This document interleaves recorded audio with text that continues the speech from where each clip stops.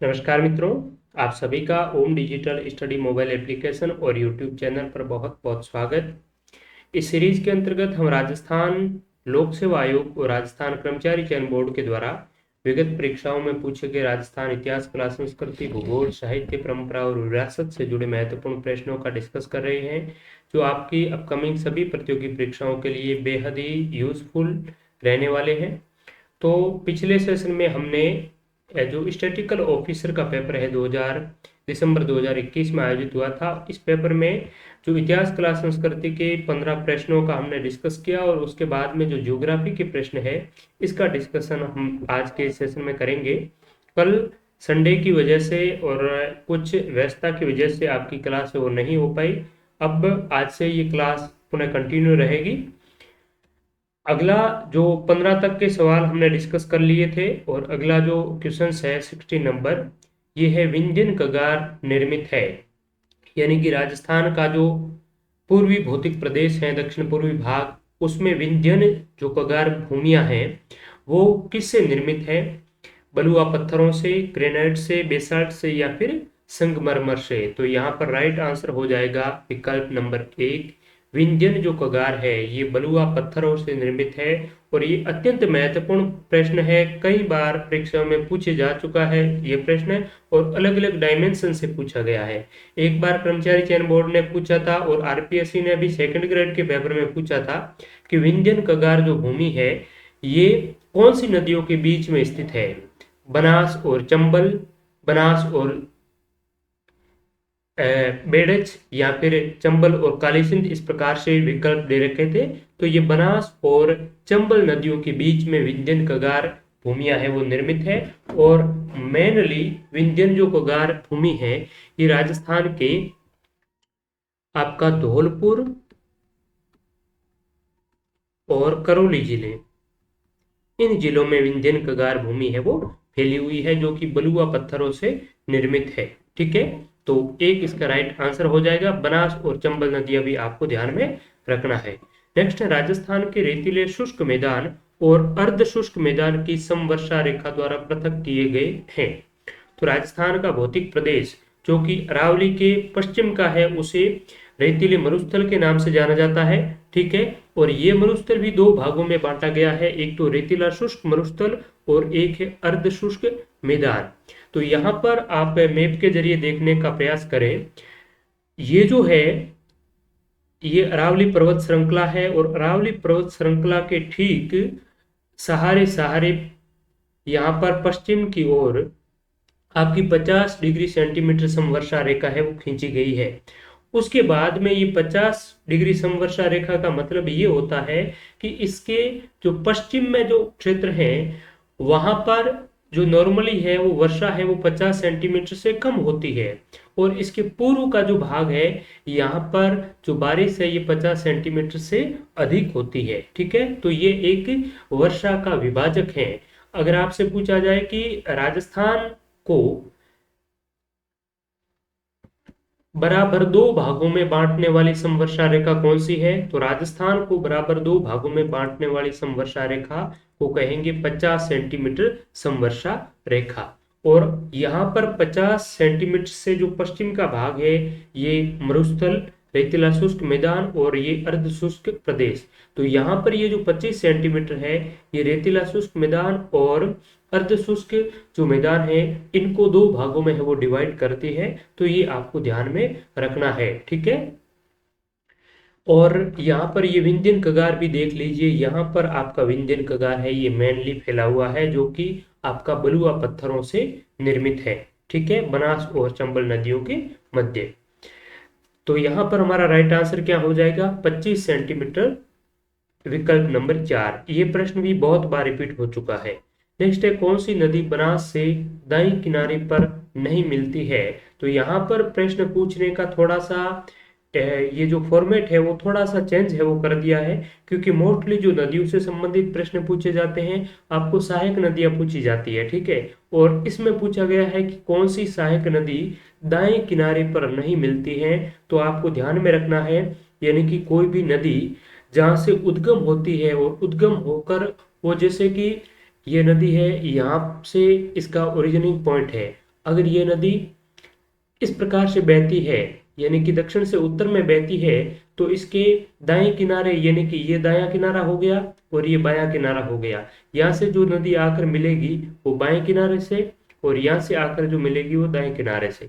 ठीक इसी प्रकार से अगर कोई नदी यहाँ से उद्गम होती है इसका, और इस प्रकार से ये बहती है, ठीक है, ठीक बनास खमनोर की पहाड़ियां राजसमंद से निकलती हुई इसी प्रकार से प्रवाहित होती है। तो इस बनास के, यानी कि दक्षिण से जो भी नदियां मिलेगी वो तो कौन से किनारे की हो जाएगी, दाएं किनारे की, और उत्तर की ओर से जो भी नदियां मिलेगी वो आपकी बाएं किनारे की नदी हो जाएगी। तो ये थोड़ा सा ध्यान रखने वाली चीज है। जब भी आप राजस्थान का जो ड्रेनेज सिस्टम पढ़ें, नदी तंत्र पढ़ें, तो उसमें ये चीज आपको अच्छे से वो ध्यान में रखनी है। तो अगर बनास नदी की बात करें, तो बनास के जो बाएं किनारे की ओर मिलती है उसका नाम है खारी। बाएं किनारे वाली मैं ऊपर लिख रहा हूं, खारी। इसके अलावा मानसी, मोरेल, और एक का नाम है सोडरा। सोडरा यहां पर लिखा हुआ है ये। तो ये इसका राइट आंसर है।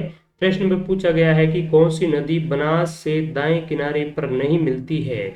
तो दाएं किनारे पर नहीं मिलने का मतलब हुआ ये बाएं किनारे पर मिलती है, ठीक है। तो यहाँ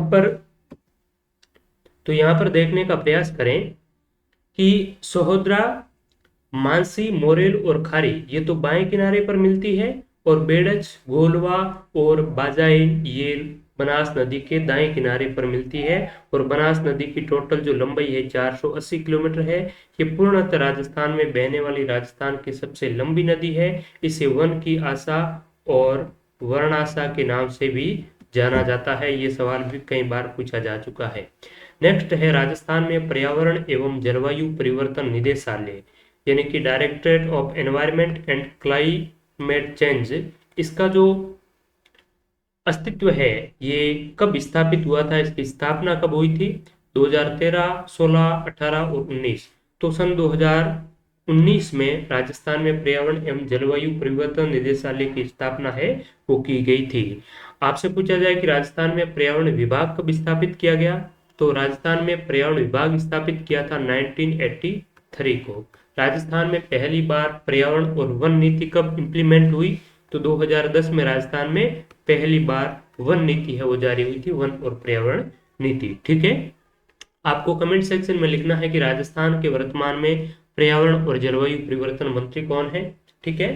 तो ये पर्यावरण से संबंधित ध्यान में रखिए। इसके अलावा आपसे पर्यावरण से संबंधित कुछ महत्वपूर्ण डेज भी ध्यान में रखना है, जैसे कि 21 मार्च को वन दिवस मनाया जाता है, 22 मार्च को जल दिवस मनाया जाता है, इसी प्रकार से 22 अप्रैल को पृथ्वी दिवस मनाया जाता है, 5 जून को एनवायरमेंट डे यानी कि पर्यावरण दिवस मनाया जाता है। तो ये डे भी बहुत ही महत्वपूर्ण है, बहुत बार पूछे जाते हैं, ध्यान में रखना। 21 मार्च वन दिवस, 22 मार्च जल दिवस, 22 अप्रैल पृथ्वी दिवस और 5 जून पर्यावरण दिवस, ठीक है। नेक्स्ट है राजस्थान में सीसा एवं जस्ता की रामपुरा आगूचा की खानें जिस जिले में स्थित है वह है। तो सीसा और जस्ता की खानें हैं रामपुरा आगूचा में, आप सभी को पता है। सीसा जस्ता की बात करें तो जावर में है, जो कि उदयपुर में है।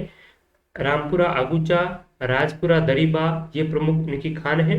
तो देखिए रामपुरा जो आगूचा है ये तो आपकी कहाँ पर है, भीलवाड़ा में है। और राणा लाखा के शासनकाल में प्राचीनतम जो सीसा जस्ता की खान है उसका नाम है जावर माइंस, ठीक है। ये कहाँ पर है, उदयपुर में है। और सीसा जस्ता के लिए 2 गृह संयंत्र स्मेल्टिंग पावर प्लांट भी लगाया गया है, एक चंदेरिया चित्तौड़गढ़ में और एक देबारी उदयपुर में, ठीक है। इसके अलावा एक है राजपुरा दरीबा। तो ये राजपुरा दरीबा है, ये आपका कौन से जिले में है, राजसमंद में है। राजपुरा दरीबा राजसमंद, ये भी सीसा जस्ता की है। और रामपुरा आगूचा है ये आपकी भीलवाड़ा में स्थित है, ठीक है। नेक्स्ट है राजस्थान में मोरिजा, निमला लौह अयस्क भंडार जिले में है। तो मोरिजा बानोला और निमला रायसेला ये लौह अयस्क के भंडार है। मोरिजा बानोल आपका जयपुर में है। ये सवाल वैसे इस प्रकार से देखा जाए तो मोरिजा बानोल तो हो गया जयपुर में, और नीमला यहाँ है, तो मोरिजा बानोला तो जयपुर में है, नीमला रायसेला है, ये दौसा में है। अकॉर्डिंग टू आरपीएससी इसका जो सही उत्तर है ये दो जयपुर माना है। अगर आपसे पूछा जाए कि नीमला रायसेला कहाँ है, तो नीमला रायसेला आपका दौसा में है। ठीक है, इसके अलावा थुरुंडेर, नाथरा की पाल, ये भी आपके लो एस के प्रमुख भंडार है। और डाबला सिंगाना, डाबला सिंगाना भी लो एस के प्रमुख भंडार है, जो कि आपका झुंझुनू में है। इसके अलावा बगोली सराय पचलंगी भी झुंझुनू में लो एस की खाने यहाँ पर है। नेक्स्ट है राजस्थान का रामसागर वन्यजीव अभयारण्य जिले में स्थित है। तो रामसागर, वन विहार और आपका केसर बाग, ये तीनों ही धौलपुर में है। रामसागर, इसके अलावा कौन सा है, पहले भी हम कई बार डिस्कस कर चुके हैं इस संबंध में, वन विहार और केसर बाग, ये आपके कहाँ पर है, धौलपुर में है। चूरू में आपका ताल छापर वन्य जीव अभयारण्य है, जो कि काले हिरणों के लिए प्रसिद्ध है। ठीक है, सर्रा या तिबरसा जो रोग है ये संबंधित है भैंस से, सुअर से, बकरी या ऊंट से। तो देखिए सर्रा अगर रोग की बात करें तो ये बकरियों में भी पाया जाता है, गायों में भी होता है, भैंस में भी होता है, ऊंट में भी होता है। लेकिन यहाँ पर कोष्टक में लिखा है तिबरसा, तो ये तिबरसा का मतलब होता है कि ऊंटों में जो सर्रा रोग होता है वो 3 साल से है वो रिजोल्व हो पाता है, सही हो पाता है, और 3 साल तक उसका ट्रीटमेंट है वो चलता है। तो इसीलिए तिबरसा इसको कहते हैं, जो कि मेनली ऊंट में देखने को मिलता है। तो यहाँ पर आरपीएससी के अकॉर्डिंग इसका 4 नंबर ऊंट अप्रोप्रिएट आंसर है। नेक्स्ट है राजस्थान की परवन बृहद सिंचाई परियोजना जिले में स्थित है। धौलपुर, झालावाड़, चित्तौड़गढ़ और कोटा। तो परवन सिंचाई परियोजना राजस्थान के 12, झालावाड़ और कोटा जिले में स्थित है। आरपीएससी आरएएस 2021 में सवाल पूछा था कि परवन सिंचाई परियोजना किस जिले में प्रस्तावित है, जिसमें कोटा, 12 और झालावाड़ तीनों ही विकल्प दे रखे थे। लेकिन यहाँ पर सबसे जो सही उत्तर माना है आरपीएससी ने, वो माना है झालावाड़ जिला। ठीक है, अगर 12 भी विकल्प में हो तो आप सबसे पहले जो प्राथमिकी है वो 12 को देंगे और दूसरी झालावाड़ को। ठीक है, इसके अलावा झालावाड़ में कई लघु परियोजनाएं हैं जिनसे संबंधित बहुत बार सवाल है वो पूछे जाते हैं, तो वो देख लीजिए आप। एक तो है चोली, एक है छापी, एक है भीम सागर और हरिश्चंद्र सागर। ठीक है, ये लघु सिंचाई परियोजनाएं आपकी झालावाड़ में है, चोली, छापी, भीम सागर, हरिश्चंद्र सागर। ठीक है, और कोटा में है एक तकली, जो कि लघु सिंचाई परियोजना है, तकली कोटा में। ठीक है, और एक है विलास, विलास और तकली कोटा की है। धौलपुर की बात करें तो बहुत ही बार सवाल पूछा जाता है, पार्वती सिंचाई परियोजना कहाँ की है, ये आपकी धौलपुर की है। ठीक है, तो ये लघु सिंचाई परियोजनाएं और महत्वपूर्ण सिंचाई परियोजना के संबंध में आपको ध्यान में रखना है। ठीक है, नेक्स्ट है कौन सा मरुस्थलीकरण का प्रमुख कारण नहीं है, डेजर्टिफिकेशन, जिसका मेनली कारण क्या रहता है, सूखे की पुनरावृत्ति, यानी कि बार बार जो सूखे की स्थिति, अकाल की स्थिति रहना, अतिचारण, ओवर ग्रेजिंग, वायु प्रदूषण, जनसंख्या का दबाव। तो मरुस्थलीकरण राजस्थान के जो पश्चिमी राजस्थान है इसकी एक प्रमुख समस्या है, और इस समस्या के कई भौतिक कारण हैं और कई मानवीय कारण भी है। ठीक है, जैसे सूखे की पुनरावृत्ति क्या हो गई, इसका भौतिक कारण हो गया, जनसंख्या का दबाव हो गया, अतिचारण हो गया। ठीक है, तो ये इसके मानवीय कारण है। ठीक है, तो यहाँ पर देखिए वायु प्रदूषण है, ये इसका कारण नहीं है। अगर प्रदूषण की जगह पर वायु अपर्दन या मृदा अपर्दन, विंड एरोजन, सॉइल एरोजन, ये अगर होता तो ये मरुस्थलीकरण का प्रमुख कारण है वो आप मान सकते थे। लेकिन वायु का प्रदूषण, यानी कि वायु में किसी ऐसे तत्वों का घुल जाना जो कि हमारे सेहत के लिए हानिकारक हो, वायु को प्रदूषित कर देते हो, तो वो वायु प्रदूषण कहलाता है। इसका और मरुस्थलीकरण का कोई ताल्लुक है वो नहीं होता है। लेकिन वायु अपर्दन यानी कि रेत का एक स्थान से दूसरे स्थान पर हवा के माध्यम से स्थानांतरित होना, उसे ही मरुस्थलीकरण कहते हैं, जो कि आपका मरुस्थलीकरण का प्रमुख कारण है। अगर आपसे पूछा जाए कि मरुस्थलीकरण का मुख्य जो कारण है वो पश्चिमी राजस्थान में क्या है, तो वो है वायु का अपरदन। ठीक है, और इसे मरुस्थल का मार्च भी कहते हैं। ठीक है, मरुस्थलीकरण को मरुस्थल का मार्च भी कहा जाता है। नेक्स्ट है, और मरुस्थलीकरण के लिए मरु विकास कार्यक्रम 1977-8 में स्टार्ट किया गया था गवर्नमेंट के द्वारा, आप सभी को पता होगा। नेक्स्ट है, राजस्थान के किस प्रमुख सिंचाई परियोजना में छिड़काव यानी कि जो इरिगेशन होती है, सिंचाई होती है, उसमें फवारा सिंचाई यानी कि स्प्रिंकलर जो इरिगेशन है, इसको अनिवार्य किया गया है। तो ये किस सिंचाई परियोजना में मैंडेटरी है, वो किया गया है?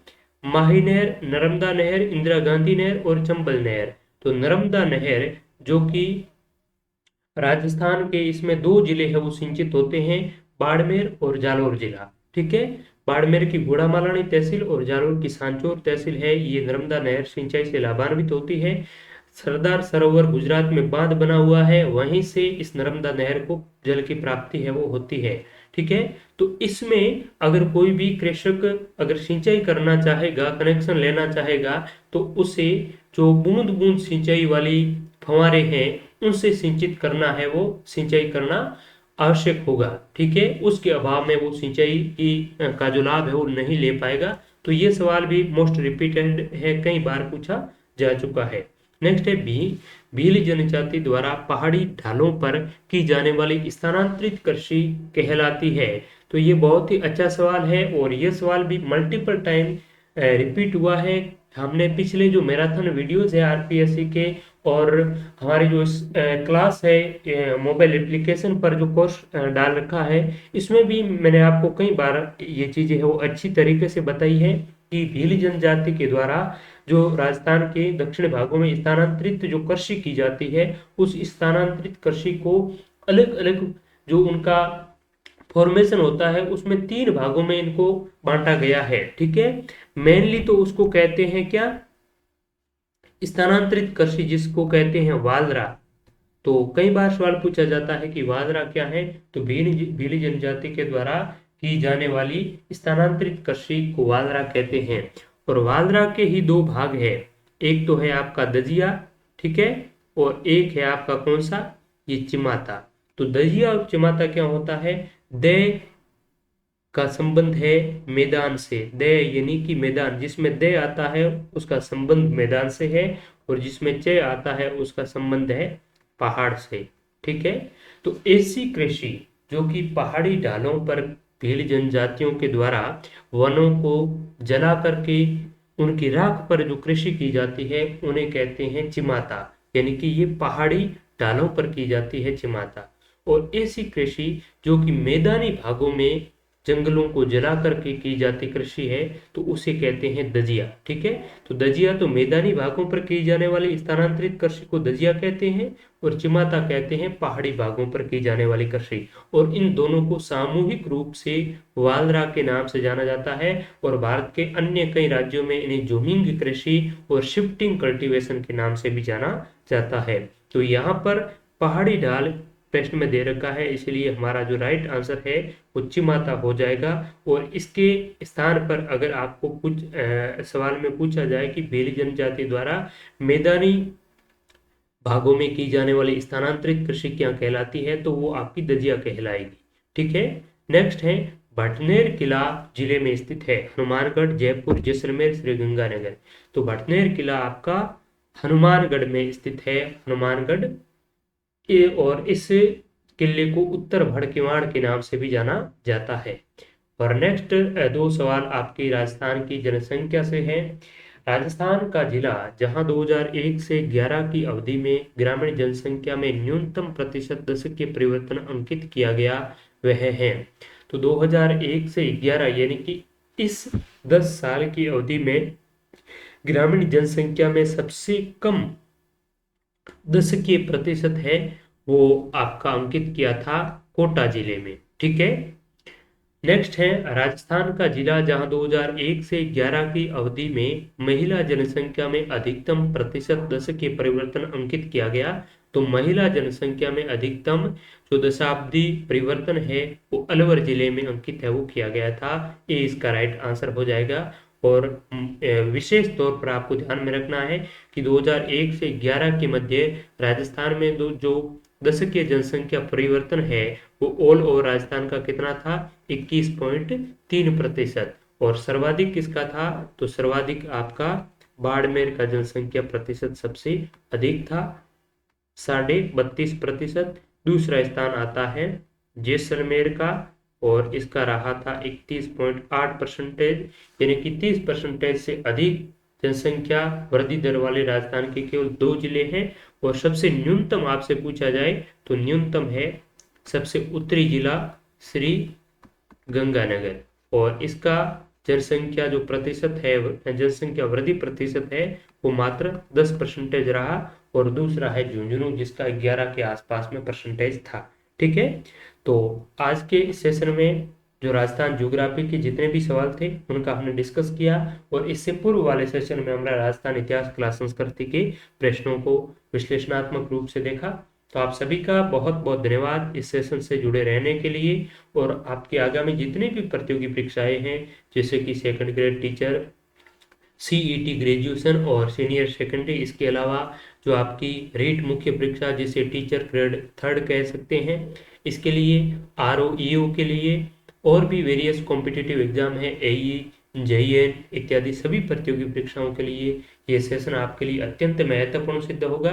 तो निरंतर आप इससे जुड़े रहें। और रिसेंटली जितने भी एग्जाम हो रहे हैं आप देख ही रहे होंगे, हमने जो मोबाइल एप्लीकेशन पर जो आपको क्वालिटी टेस्ट सीरीज अवेलेबल करवा रखी है, टॉपिक आधारित टेस्ट सीरीज, उनसे हूबहू सवाल आपको परीक्षाओं में देखने को मिल रहे हैं। और हम जिस प्रकार से विश्लेषणात्मक तरीके से ये चीजें बता रहे हैं, इनसे भी बहुत से सवाल आपको देखने को मिल रहे हैं। तो निरंतर तौर पर आप डेली बेसिस पर इस सेशन से है वो जुड़े रहें। आप सभी का एक बार पुनः बहुत बहुत धन्यवाद। अपनी कोई क्वेरी हो, आपका कोई सुझाव हो तो इस कमेंट सेक्शन में आप जरूर दें।